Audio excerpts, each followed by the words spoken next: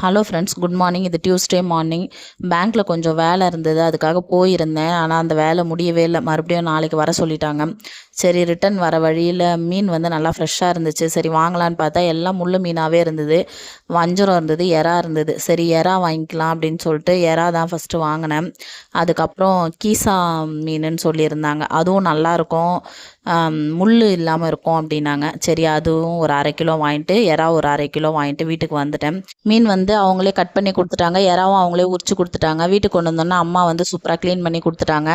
நைட்டே மீன் குழம்பு ரெடி பண்ணிட்டேன்னா நைட்டுக்கும் சாப்பிட்லாம், நாளைக்கும் அப்படியே ஸ்கூல் கொடுத்து அமிச்சிடலான்னு சொல்லி தான் பிளான் பண்ணி தான் மீனே வாங்கிட்டு வந்தேன். மீன் குழம்பு வந்து ரொம்ப ஈஸி தான். 2 வெங்காயம், 2 பச்சை மிளகா, 2 தக்காளி எல்லாத்தையும் பொடியாக நறுக்கிட்டு நல்லெண்ணெய் சேர்த்து நல்லா எவ்வளோ வதக்க முடியுமோ வதக்கிட்டு, கருவேப்பிலை சேர்த்து நம்ம எந்த அளவு புளி தேவையோ அதை ஊற வச்சு அந்த புளி கரைசலை சேர்த்துட்டு, மிளகாத்தூள் மட்டும் கொஞ்சம் நல்லா நிறைய சேர்த்துக்கிட்டோன்னு வச்சுங்க, திக்காக ஒரு பேஸ்ட் மாதிரி சூப்பராக வரும். இறக்கும்போது கொஞ்சமாக மிளகுத்தூள் சேர்த்து இறக்கிட்டா சூப்பராக இருக்கும் மீன் குழம்பு. நான் எப்போவுமே அப்படி தான் செய்வேன், இன்றைக்கும் அதே மாதிரி தான் செஞ்சேன். அப்புறம் எறாவும் க்ளீன் பண்ணி எடுத்து ஃப்ரீசரில் ஸ்டோர் பண்ணிட்டேன். நாளைக்கு நைட்டுக்கு எறா கொஞ்சமாக ஃப்ரை பண்ணிவிட்டு மிச்சம் எறாவை வந்து வியாழக்கிழமை பசங்களுக்கு பிரியாணி பண்ணி ஸ்கூலுக்கு கொடுக்கலாம். 2-3 நாளைக்கு பிரச்சனை இருக்குது.